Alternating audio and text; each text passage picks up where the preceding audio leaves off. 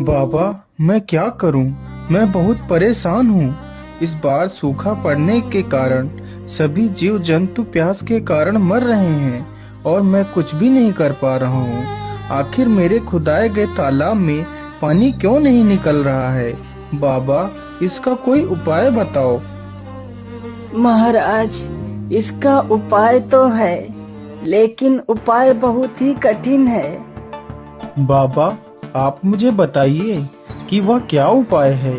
मैं इन जीवों को इस प्रकार मरते हुए नहीं देख सकता। मैं इन्हें बचाने के लिए कुछ भी कर सकता हूँ। बस आप मुझे उपाय बताइए। तो सुनिए महाराज, इस तालाब में पानी आ सकता है यदि आप अपने बड़े बेटे या फिर बड़ी बहू की बलि इस तालाब पर दें, तो इस तालाब में पानी आ सकता है। महारानी जी, साधु बाबा ने बताया है तालाब में पानी तो निकल सकता है, लेकिन तालाब पर अपने बड़े बेटे या फिर बड़ी बहू की बलि देनी पड़ेगी। अब तुम ही बताओ, मैं क्या करूं? महाराज, हम अपनी बहू की बलि दे देते हैं। अगर बेटा जीवित रहेगा तो दूसरी बहू भी आ जाएगी। यदि बेटा ही नहीं होगा तो बहू किस काम की।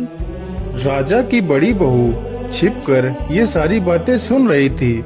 ये सारी बातें सुनने के बाद वह अपने शयन कक्ष में चली जाती है।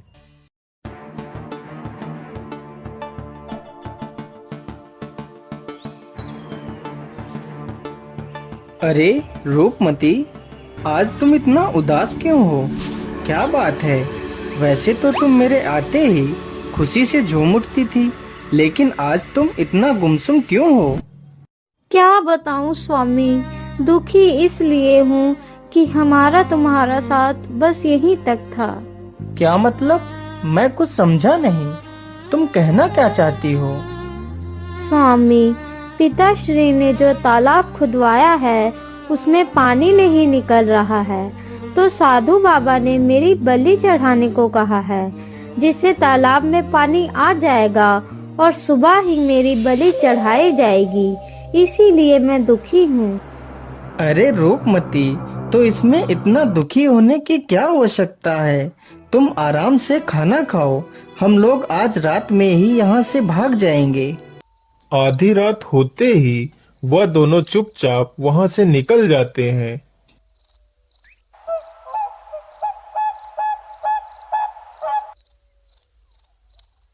रूपमती, अब हम दोनों अपने राज्य से काफी दूर आ गए हैं। चलो, अब हम यहाँ पर थोड़ा सा आराम कर लेते हैं।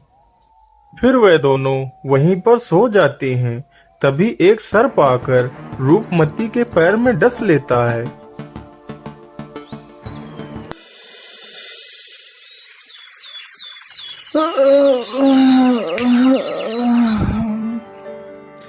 बहुत अच्छी नींद आई। चलो रूपमती। अरे ये क्या? रूपमती, तुम्हें क्या हो गया? हे ऊपर वाले, तुमने ये क्या कर दिया? मेरी रूपमती को क्या हो गया? अब मैं क्या करूँगा? मैं तुम्हारे बिना नहीं रह सकता रूपमती। हे भगवान, मुझे भी मार डालो। जिसके लिए मैंने घर छोड़ा, अपना परिवार छोड़ा, वही मुझे छोड़कर चला गया। हे भगवान, मुझे नहीं जीना है, मुझे नहीं जीना है। अरे बेटा, तुम क्यों रो रहे हो? तुम्हें क्या हुआ? बाबा, मेरी मदद करो बाबा। मेरी पत्नी को सर्प ने डस लिया है, मेरी मदद करो। अरे बेटा, तुम शांत हो जाओ। मैं तुम्हारी पत्नी को जीवित कर सकता हूँ, लेकिन याद रहे, तुम इस घटना के बारे में किसी को नहीं बताओगे। यदि तुमने किसी को बताया तो तुम्हारी पत्नी की मृत्यु हो जाएगी। ठीक है बाबा, मैं किसी को नहीं बताऊंगा बाबा। बस आप मेरी पत्नी को जीवित कर दीजिए। तो ठीक है बेटा, यह जल हाथ में लेकर 3 बार बोलो कि मैं अपनी आधी उम्र अपनी पत्नी को देता हूँ। मैं अपनी आधी उम्र अपनी पत्नी को देता हूँ। मैं अपनी आधी उम्र अपनी पत्नी को देता हूँ। मैं अपनी आधी उम्र अपनी पत्नी को देता हूँ। बेटा, अब इस जल को अपनी पत्नी के ऊपर डाल दो।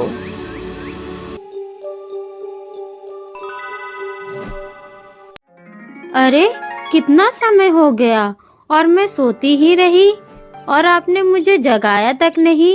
इतनी देर में तो हम बहुत दूर निकल जाते। कोई बात नहीं रूपमती, चलो अब चलते हैं।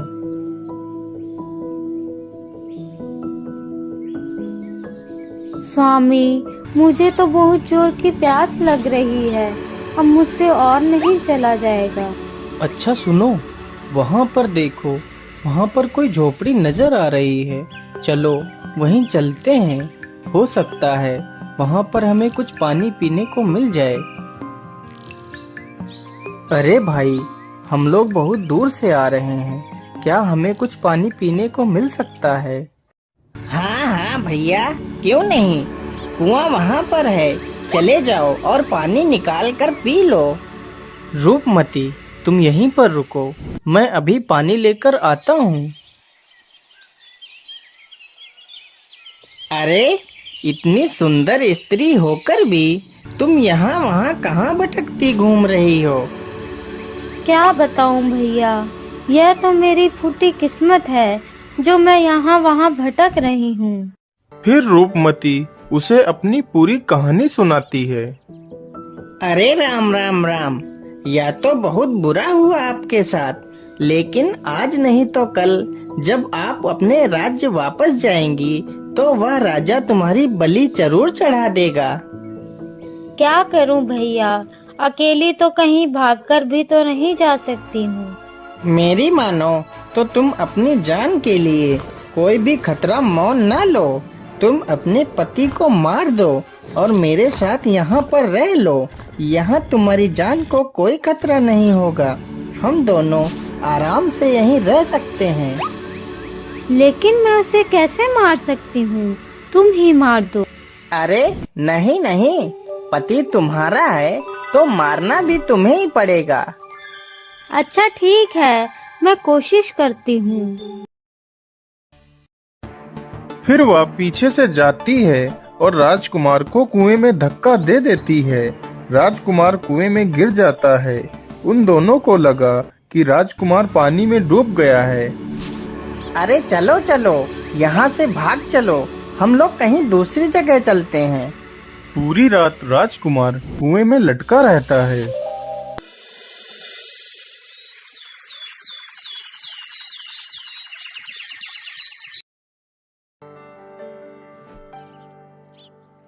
अरे हरिया, मैं पानी लेने जा रहा हूँ, तब तक तू मेरी भेड़ों को चराना।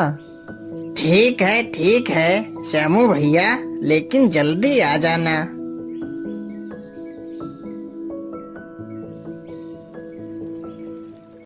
श्यामू जैसे ही अपना घड़ा कुएं में लटकाता है, तभी राजकुमार रस्सी को पकड़ लेता है। अरे कौन है कुएं में? छोड़ दो मेरा घड़ा। नहीं भैया, मैं आपका घड़ा ऐसे नहीं छोड़ूंगा, पहले आप मुझे बाहर निकाल लो। अरे भाई, तुम हो कौन? पता नहीं तुम कोई भूत प्रेत ही हो और मैं तुम्हें बाहर निकालूं, तुम मुझे ही खा जाओ। नहीं भैया, मैं भी तुम्हारी तरह इंसान हूँ। मैं रात के अंधेरे में गलती से गिर गया हूँ। भैया, मुझे बाहर निकाल लो। अच्छा ठीक है, मैं अभी आपको बाहर निकालता हूँ।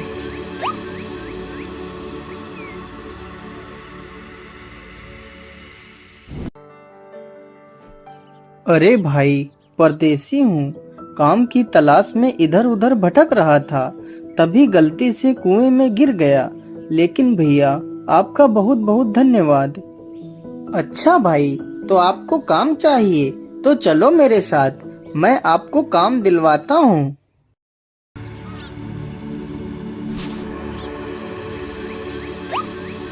मैं तुम्हें काम पर तो रख सकता हूँ, लेकिन तुमने काम में जरा सी भी बेईमानी की तो मैं तुम्हें बिना किसी तनख्वाह के धक्के मारकर बाहर निकाल दूंगा। मुझे मंजूर है सेठ जी, मैं पूरी ईमानदारी से अपना काम करूँगा। उधर रूपमती को जब कोई काम नहीं मिला तो वह एक नाचने वाली चंद्रप्रभा के नाम से मशहूर नर्तकी बन गई। राजकुमार पूरी ईमानदारी के साथ अपना काम करने लगता है। इसी प्रकार कुछ दिन बीत जाते हैं। सेठ जी, राजा के घर में पुत्र ने जन्म लिया है, इसलिए राजा जी ने मशहूर नर्तकी चंद्रप्रभा को नाचने के लिए बुलाया है। इसलिए राजा ने आपको आमंत्रित किया है।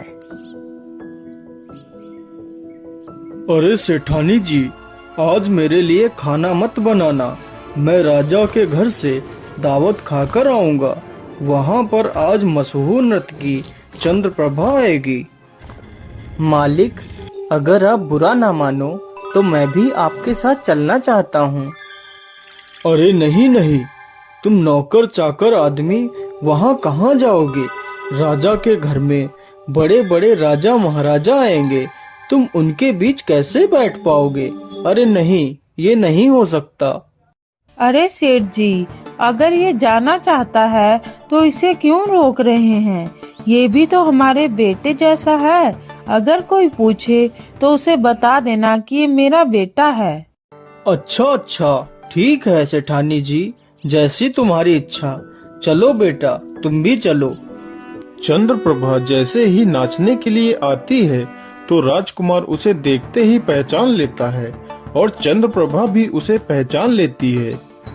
महाराज, मैं यहाँ पर नृत्य नहीं कर सकती हूँ, मैं जा रही हूँ यहाँ से। लेकिन चंद्रप्रभा, तुम यहाँ पर नृत्य क्यों नहीं कर सकती? महाराज, यहाँ पर एक चोर है जिसने मेरे गहने चुराए थे। पहले आप उस चोर को सजा दो, फिर मैं नृत्य करूँगी। अरे चंद्रप्रभा, किसने तुम्हारे गहने चुराए हैं? बताओ मुझे, मैं उसे अभी फांसी पर चढ़ा देता हूँ। महाराज, ये है मेरा चोर जिसने मेरे गहने चुराए थे। सैनिकों, इसे ले जाओ और फांसी लगा दो। महाराज, मैंने इसकी चोरी नहीं की है। यह औरत झूठ बोल रही है, जबकि मैंने ही इसे बहुत कुछ दिया है। तूने मुझे क्या दिया है? चल निकल जा यहाँ से। चला जाऊंगा, उससे पहले मैंने तुझे जो भी दिया है वह मेरा वापस कर दे। मैं यहाँ से चला जाऊंगा। हाँ ठीक है, तूने मुझे जो भी दिया है वह मैं वापस करती हूँ। नहीं, ऐसे नहीं। अपने हाथ में जल लो और 3 बार बोलो कि तुमने मुझे जो भी दिया है वह मैं तुम्हारा वापस करती हूँ। तूने मुझे जो भी दिया है वह सब मैं तुझे वापस करती हूँ। तूने मुझे जो भी दिया है वह सब मैं तुझे वापस करती हूँ। तूने मुझे जो भी दिया है वह सब मैं तुझे वापस करती हूँ। अरे दुष्ट, तूने यह क्या कर दिया? तूने इस नर्तकी की जान ले ली। तू तो चोर होने के साथ साथ एक तांत्रिक भी है। नहीं महाराज, मैं कोई चोर नहीं और ना ही मैं कोई तांत्रिक हूँ। मैं बल्लभगढ़ का राजकुमार इंद्रसेन हूँ और यह कोई नर्तकी नहीं बल्कि मेरी पत्नी है। फिर राजकुमार सभी को अपनी दुख भरी कहानी सुनाता है। महाराज, मैंने इसे अपनी आधी उम्र दी थी। जैसे ही इसने मेरा दिया हुआ मुझे वापस कर दिया तो इसकी मृत्यु हो गई। ये सारी बातें सुनकर राजा हैरान रह जाता है। राजकुमार, हमें क्षमा कर दीजिए। हमें नहीं पता था कि आप इतने महान राजा के पुत्र हैं।